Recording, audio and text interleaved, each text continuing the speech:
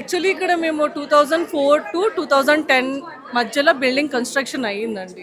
2010 GO ప్రకారంగా లీగల్గా తీసుకున్న ప్లేసెస్ ఇవి ఇక్కడ. సో ఇప్పుడు వచ్చేసి 2012 తర్వాత 50 మీటర్స్ బఫర్ జోన్ అని పెట్టారు వాటర్ బాడీస్కి పక్కన. ఇప్పుడు 2026లో 100 మీటర్స్ అని పెడుతున్నారు. ఇది పెంచుతూ పోతున్నారు.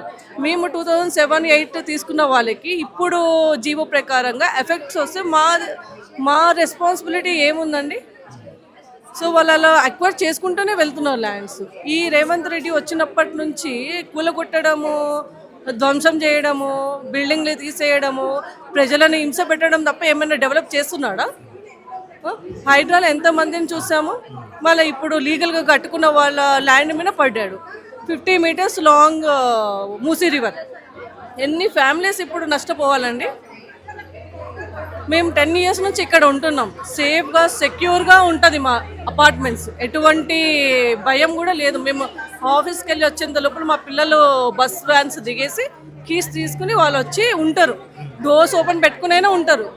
మా నైబర్స్ కానీ మా ఫ్రెండ్స్ కానీ ఇక్కడ అందరం ఒక ఫ్యామిలీ లాగా ఉంటాం.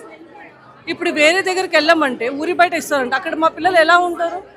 ఒక్కరు జాబ్ చేసి ఫ్యామిలీని చూసుకునే కెపాసిటీ ఉంటుందండి. ఇప్పుడు ఇద్దరు జాబ్ చేస్తూ చూసుకుంటేనే ఫ్యామిలీ నడుస్తుంది.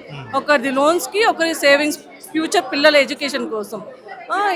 అలా అని మేము ఇద్దరం జాబ్ చేసుకుంటూ కష్టపడి ఇక్కడ అందరు కొనుక్కుంటుంటే సడన్గా వచ్చి 2026 జీవో ప్రకారంగా మా ఇల్లులు కూల్చేస్తామంటే మేము ఎందుకు ఒప్పుకుంటాం? మేమేమైనా ఇల్లీగల్గా తీసుకున్నామా? మేమేమైనా దొంగతనంగా వచ్చి కట్టుకున్నామా? లీగల్గా జీవో ప్రకారంగానే డాక్యుమెంట్స్ అన్నీ కూడా ఉన్నాయి. సరే, నీకు ఈ ల్యాండ్ కావాలంటున్నావు, నువ్వు తీసుకోవాలనుకుంటున్నావు, అది ఇండియాకి డెవలప్మెంట్కి, తెలంగాణకి డెవలప్మెంట్కి అని అనుకుంటున్నావు కదా. నువ్వు అది ఎవరికి యూస్ఫుల్ అవుతుంది? గాంధీ విగ్రహం కట్టడంతో. మూసీ బ్యూటిఫికేషన్ అంటే వాసన వస్తుందంటే అది మాకు ప్రాబ్లం లేదు, నీకెందుకు ప్రాబ్లం? మేము ఎప్పుడైనా ఎవరికైనా కంప్లైంట్ చేస్తామా? చేయలేదు. ఓకే, వెళ్ళి సరే నువ్వు ఫీల్ అవుతున్నావు, వచ్చేదాన్ని క్లీన్ చేయి, వారంకి ఒకసారి వచ్చి క్లీన్ చేయి. అంతేగాని నువ్వు ఇల్లంతా లేపేస్తావు అంటే. ఇదేమో 9 మీటర్స్ డిస్టెన్స్లో తీసుకున్న legal land. Shri Aditya vintage buildings అని ఉన్నాయి. అవేమో నదికి పూర్తి చేసి మరీ కడుతున్నారు. అది ఒకసారి చూడండి మీరు. అదంతా లగ్జరియస్ అపార్ట్మెంట్స్ క్రోర్స్లో ఉన్నాయంట. 36 ఫ్లోర్స్ ఎంత ఉన్నాయి అవి. వాటి జోలికి వెళ్ళట్లేదు. అది ఇంకా అండర్ కన్స్ట్రక్షన్. మాది ఇక్కడ ఇంకా జనాలందరూ ఉంటున్నారు ఫుల్ ఫ్లెడ్జ్గా. అక్కడ కూలగొట్టింది మా ల్యాండ్ ఎందుకు కావాల్సి వస్తుంది వాళ్ళకి? నో ఆన్సర్ ఫర్ దట్ ఎవ్వరే కానీ. మాకు ఏం రియాక్ట్ అవ్వట్లో తెలియట్లేదు. కానీ మేమైతే ఒకటి షూర్ అండి, మా ప్లేసెస్ అయితే వాళ్ళకి అసలు ఇచ్చేదే లేదు.